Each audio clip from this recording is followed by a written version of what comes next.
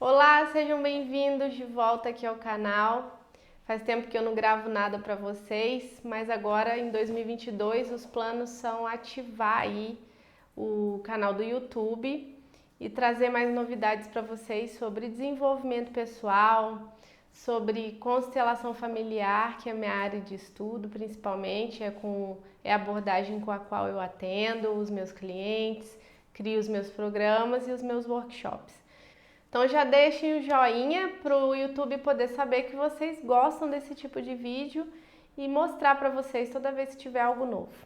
A princípio a gente vai lançar uma vez por semana, depois a gente vê como é que vai ficar essa frequência aí. Vocês acompanhem, deixem seus comentários também falando o que vocês querem ver aqui no canal. No vídeo de hoje nós vamos falar sobre a terceira lei que o Bert Hellinger instituiu como sendo a lei do equilíbrio das trocas ou apenas lei do equilíbrio.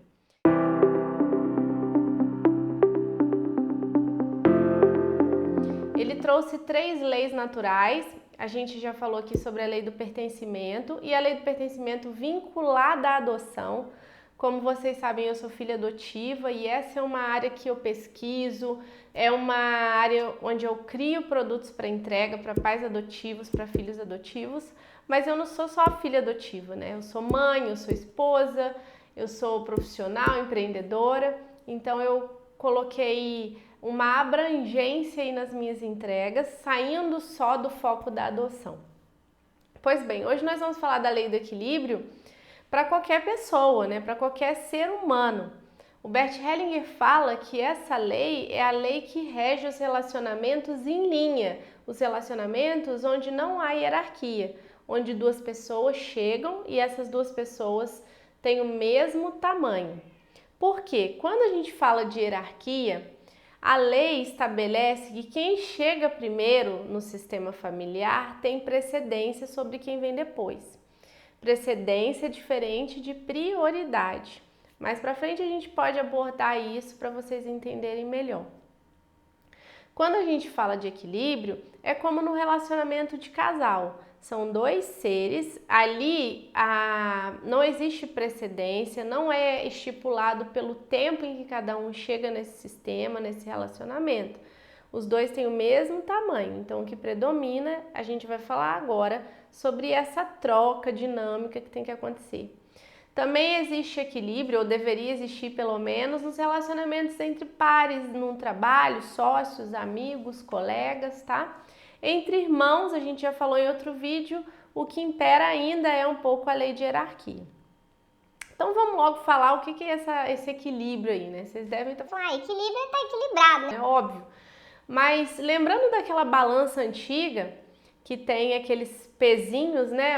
Você ia numa quitanda, num hortifruti, hoje em dia fala hortifruti, antigamente falava quitanda, você pedia pro dono lá da quitanda 1 quilo de tomate, por exemplo. E aí você ia pegar lá aproximadamente o tanto de tomate que rendesse aquele 1 quilo, sei lá, 4 tomates grandes, vamos colocar assim, 5 tomates, e você colocaria num lado da balança, ele colocaria, na verdade, né, a gente não tinha essa coisa de self-service, e depois no outro prato da balança ele colocava um peso equivalente a 1 quilo. E ele ia medindo, sabe? Se aquele peso não fosse de 1 quilo, ele colocava mais um, até que a balança tivesse mais ou menos, os dois pratos estivessem mais ou menos equalizados ali. E eles ficavam assim, sabe? Não ficava estático, eles ficavam assim. Porque quando tava, por exemplo, 1 quilo de tomate e ele botava um pezinho de meio quilo, por exemplo, a balança faria, os dois pratos fariam assim. O que ele ia fazendo para equalizar, para saber que tinha 1 quilo, era aproximar e ia colocando cada vez mais pezinho. Vou deixar uma imagem aqui para vocês que vieram depois, para vocês saberem do que eu tô falando. Quem é lá da década de 80 vai se lembrar muito bem. Então, como que o Bert observou que nos relacionamentos em linha, esse equilíbrio precisa prevalecer, né? Vou sempre pegar o relacionamento de casal aqui para ficar mais fácil da gente visualizar, mas depois vocês podem aplicar para o relacionamento entre pares, sócios, colegas, amigos, etc. Quando um dá algo, né? Quando um entrega algo para o outro, aquele que recebe toma aquilo que recebeu com alegria, né? Na medida que o outro deu, ele não questiona se tem mais, ele não exige mais e ele toma para si. Então, suponhamos, vou dar um exemplo bem corriqueiro aqui. Suponhamos que eu dei lá, eu ofertei para o meu marido um jantar bem saboroso, desculpa, algo que ele adora comer, uma massa com sobremesa, com uma garrafa de vinho, coisa e tal. Fiquei cozinhando e tudo mais.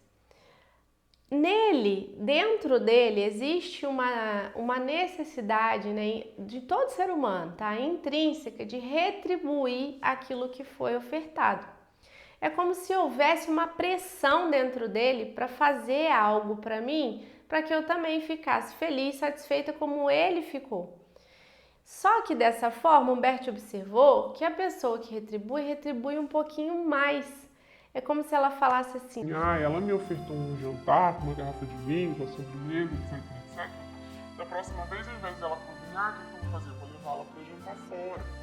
Então ele compra um jantar no restaurante um pouco mais caro e assim ela fica tão feliz que ela decide que ela vai retribuir, sei lá, com uma lingerie nova, vai seduzi-lo e tudo mais. Aí ele fica mais feliz ainda e decide retribuir.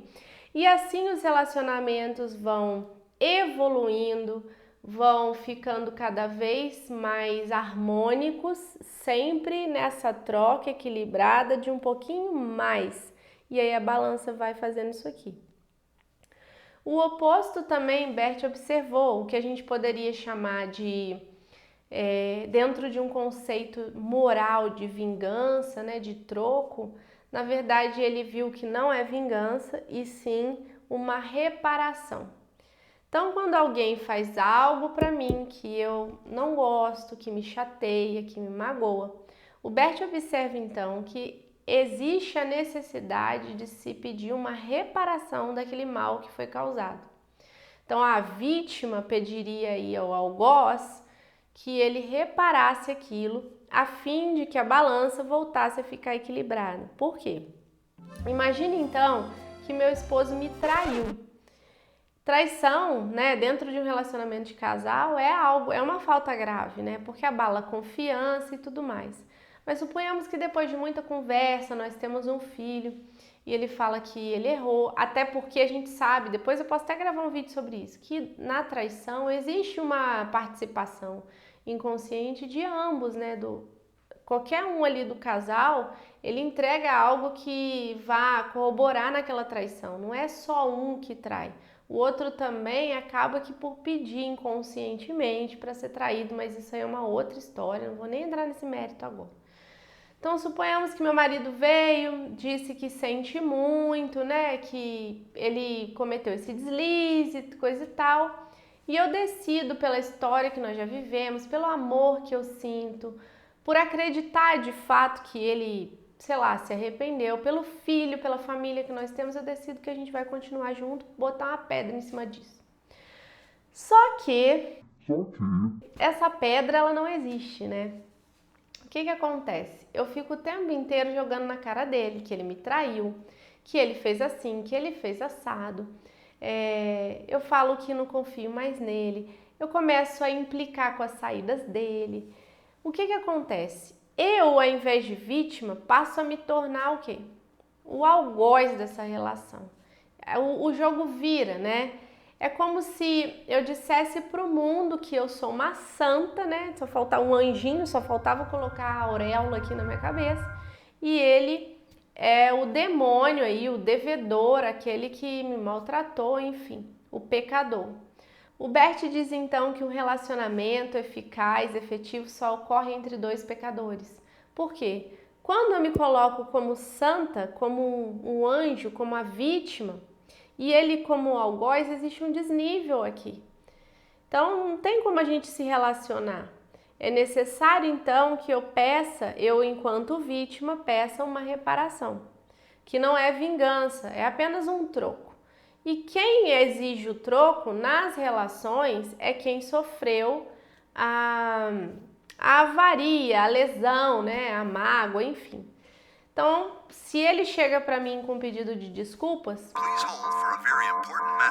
na verdade a gente não fala desculpa, fala eu sinto muito pelo que eu te causei, como eu posso reparar? Esse é um pedido de desculpas eficaz, Porque se eu falo desculpa, além de eu ter cometido uma falta contra alguém, eu quero que ela tire a minha culpa, que ela me desculpe. Ela vai tirar aquela culpa sobre mim. Então, às vezes a gente ouve as pessoas falando assim: eu pedi desculpa, mas ela não quis desculpar, o problema é dela. Não é bem assim, né? Então eu diria: eu sinto muito. O que eu posso fazer agora para reparar esse mal que eu cometi? Eu, no caso, que fui traída, diria assim, um pouco menos, né, gente? Nada que fosse uma traição também, porque senão fica igual. Aí depois ele vai cometer outra falta e outra falta e o relacionamento acabou. Então eu diria assim: quer saber? Pega o seu cartão de crédito aí, paga uma viagem pra mim, um destino aí que você sonhe em conhecer. Ele não vai não, ele fica pra trás pensando no que ele fez. Então vai eu, meu filho. E você paga também uma babá. Ah, mas não tem dinheiro. Se vira, malandro, você não cometeu a traição, vai ficar endividado, parcela em 15 vezes, sei lá, se vira. Eu vou e você fica aí pensando, a gente vai se dar esse tempo. Eu vou pra minha viagem paradisíaca com meu filho, com a babá que vai cuidar dele. Meu sonho, tá? E aí eu descanso, e aí eu me recomponho, refaço as minhas emoções. Quando eu volto, não se fala mais naquilo que aconteceu. Ele já reparou, ele já disse que sente muito. E daqui pra frente continua-se de uma outra forma. É possível que aconteça também que ele fique um pouco pé da vida porque teve que bancar essa viagem. E também queira dar um troco quando eu volte, não querendo falar comigo, ou sei lá, fique trancado lá jogando videogame. Ok, as coisas já foram começando a se equilibrar. Então eu estava aqui como a santa, ele aqui como o algoz, e aí ele paga a viagem, ele consegue subir um degrau, e aí eu volto e não falo mais nisso, eu desço um pouquinho, ele fica um pouco de raiva de mim, não fala comigo, daí eu pego e saio, vou estudar e não falo um pouco com ele, e aí a gente consegue ficar no mesmo nível e a balança volta a estar aqui equilibrada, bem próximo do peso equivalente, tá? Uma outra coisa que o Bert observou nessa lei, né, ou com essa lei do equilíbrio das trocas, é que é muito importante a gente tomar aquilo que o outro dá, como eu disse no início do vídeo, né? Às vezes a gente exige que o outro dê o que ele não tem para dar. Ele não sabe, ele não pode dar. Então a gente toma aquilo que ele oferece. É importante salientar sempre que nós temos que precisar do outro. Aquele que recebe, ele fica com uma consciência devedora. Lembra que eu falei lá do jantar? É uma lei natural, todos passam por isso. Eu vou contar um exemplo agora que eu sempre conto nos meus atendimentos de constelação familiar, que é o seguinte. Quando eu era criança, eu estudei num colégio particular, mas eu era bolsista, eu não tinha condições financeiras, as condições financeiras que meus colegas tinham. Então, por exemplo, tinha um aniversário, uma festa de aniversário. E o meu aniversário em julho, aí um coleguinha veio, trouxe um presente bom pra mim, algo que eu queria, coisa e tal. Quando chegava lá em setembro, por exemplo, no aniversário dela ou dele, e a minha mãe não tinha dinheiro para comprar um presente que tivesse a altura do que eu tinha recebido, eu não queria ir na festa. Às vezes minha mãe falava assim: vai à festa que a mamãe vai comprar depois. Eu jamais queria chegar naquela festa de mãos abanando. Sabe o que eu fazia? Eu não ia. Eu falava: mãe, então dá uma desculpa, fala que a gente vai viajar, que eu passei mal, sei lá. Para eu não ter que ir àquela festa, porque minha consciência pesava. Porque eu tinha consciência devedora de que eu deveria retribuir aquele bom presente que eu tinha recebido no meu aniversário. Então é assim que funciona conosco. Quando nós recebemos algo, nós temos esse ímpeto de retribuir. Só que às vezes quem recebe muito, então, por exemplo, o presente que eu recebi, vamos colocar nos dias de hoje aí, o equivalente a um colar de ouro, sei lá, R$3.000. Eu não tenho como retribuir.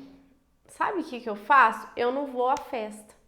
E você trazendo esse exemplo, essa metáfora para uma relação real de casal, sempre a gente vai trabalhar com a relação de casal, o que acontece com aquele que recebe muito e não pode retribuir? Ele não tem condições psíquicas, emocionais para retribuir aquilo que ele recebe? Ele sai do relacionamento.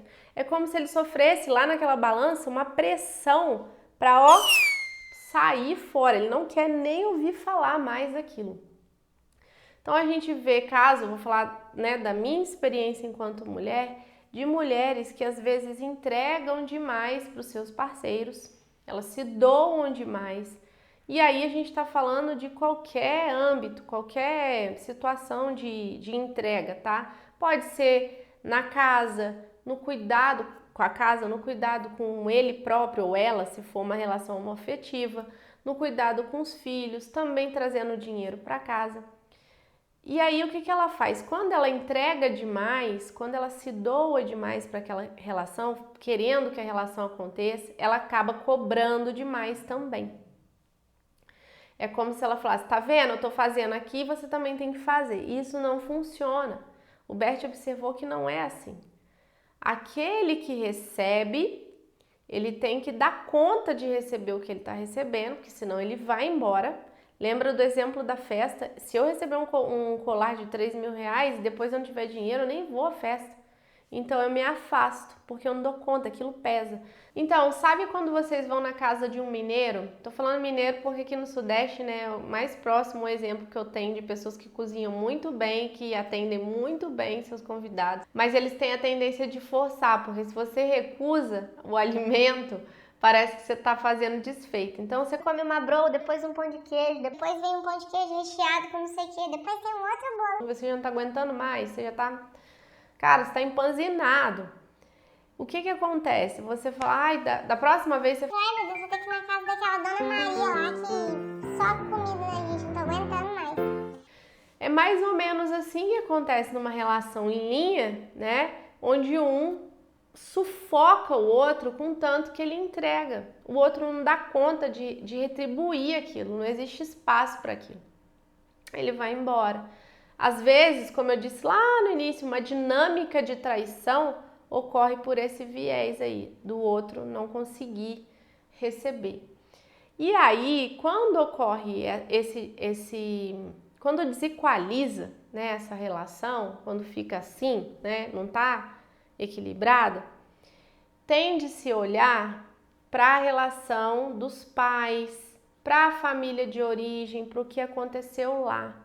Não adianta ficar tentando resolver a questão aqui no relacionamento atual, porque muito provavelmente, vou dar um exemplo aqui grotesco, aquele que dá demais,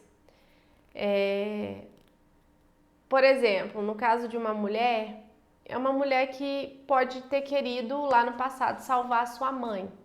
Então a mãe ficou doente quando ela era criança, ela acha que podia salvar a mãe, então ela quer, ou ela quis agradar muito porque a mãe tinha, sei lá, 7 filhos e ela não tinha atenção que ela acreditava ser necessário receber, então ela vira uma doadora compulsiva. Então, para as pessoas que entregam demais no relacionamento, há de se olhar as dinâmicas ocultas que estão por trás, são inúmeras, tá? Então não tomem aí como uma regra, não. Tem que olhar caso a caso. Uma constelação familiar a gente consegue ver perfeitamente o porquê que aquela pessoa se doava demais. E aquele que doa demais, ele faz isso no movimento, pasmem agora, pasmem, vocês não vão acreditar. Não é um movimento de ser muito bonzinho, não. Não é um movimento de ser muito... começou o alecrim dourado que nasceu nos campos. Não. Aqui é um movimento de arrogância, porque ele não aceita receber do outro. Então, eu entrego porque às vezes eu acho que o que o outro tem para me oferecer não está aos meus pés, tá? Então, todo cuidado com essa situação de eu sou muito bom, eu faço tudo por todo mundo. Já viu aquela pessoa que quer salvar Deus e todo mundo da família? Que é o salvador da pátria? Tem que ter muito cuidado com isso, porque Às vezes na família de origem ela agia dessa forma e ela vai para o relacionamento de casal assim também, não aceitando o que o outro tem para dar. E mais uma vez eu reforço aqui já no final desse vídeo, para a gente estar bem equilibrado, a gente precisa tanto aceitar receber, isso é uma dádiva, né? Tem que aceitar ficar devedor para então retribuir o que recebeu um pouquinho mais. Somente os adultos conseguem equilibrar as trocas, as crianças não conseguem. E aqui quando eu falo de equilíbrio de troca, eu trouxe muito para o relacionamento de casal, mas a gente pode falar também das trocas financeiras. Os empreendedores que não conseguem, por exemplo, cobrar justamente pelos seus serviços, eles entregam demais para o cliente na hora de receber, não conseguem receber a quantia de dinheiro adequada. Existe então algo a ser olhado lá na família de origem. Por que essa pessoa não consegue receber dinheiro? Será que ela tinha algum problema onde ela... Não sei, tem que olhar. Eu não me arrisco a falar das dinâmicas aqui específicas, mas vai um exemplo aí para vocês. Mais uma vez, no meu caso, por exemplo, que fui filha adotiva, eu vou gravar um vídeo só sobre o movimento de amor interrompido em direção à mãe, porque ele é muito rico, né? Esse tema, esse assunto. Muitos de vocês podem colher boas pistas a partir disso. Mas eu vou falar do meu exemplo. Como eu fui adotada, a crença do bebê, tá? O bebê não sabe o que aconteceu lá, os pormenores na entrega para adoção. Então, é possível, né? É bem provável, na verdade, que eu, enquanto bebê, acreditei que a minha mãe não me quis mais, me rejeitou. O que acontece? Eu crio uma defesa, né? Psíquica, psicológica, de que eu não preciso, se a minha mãe não esteve lá por mim, ninguém mais iria estar. Então, eu cresço com essa defesa de que eu me viro, eu me basto, não preciso de ninguém. E aí eu vou com essa arrogância para o meu relacionamento de casal. Também na hora de me relacionar com os meus clientes. É como se eu dissesse assim, pobre de você, você não pode me pagar, né? Tipo, não vou nem cobrar o que eu deveria. Meu serviço custa R$100, eu vou cobrar, coitadinho, R$50, porque ele não pode me pagar. Isso é tudo num profundo inconsciente. A pessoa não pensa que ela está agindo dessa forma, mas a dinâmica por trás é essa. Existem outras, como receber pagamento em elogio, porque ela não acreditou ser reconhecida e aprovada pelos próprios pais, então ela quer ser a queridinha. Imagina, você vai a um dentista, o dentista fala, você já me elogiou, você já acha que meu trabalho é bom, não precisa dar dinheiro, né? Então a gente costuma dizer, inclusive na filosofia sistêmica, que aquele que não recebe bem, ou não recebe um pagamento justo pelos seus serviços e produtos, está recebendo de alguma forma em elogio, né? Em elogio e em reconhecimento. Essa é uma outra dinâmica. Então eu vou ficar por aqui, deixando vocês aí pensando sobre essa questão da lei do equilíbrio das trocas. É a terceira lei, na verdade não tem uma ordem, mas a gente sempre coloca lá pertencimento, hierarquia e equilíbrio, sabendo que se a hierarquia não for observada, né, eu acabo desequilibrando no relacionamento de casal. Quando eu, por exemplo, acho que eu sou muito grande na minha família de origem, que eu salvei minha mãe, que eu fui a esposa do meu pai enquanto filha, nessa dinâmica inconsciente, eu acabo vindo muito grande para o relacionamento de casal. Venho como mãe do meu parceiro, por exemplo, querendo só doar, fazer por ele, e não aceitando receber. Então eu me repeti aí um pouco nos exemplos, mas é para que vocês tenham mais clareza sobre como as coisas estão atuando aí, né? Essas dinâmicas estão atuando nos relacionamentos de vocês. Qualquer dúvida, deixa aqui nos comentários. Eu espero vocês para um próximo vídeo. Fiquem com Deus. Muito obrigada e até!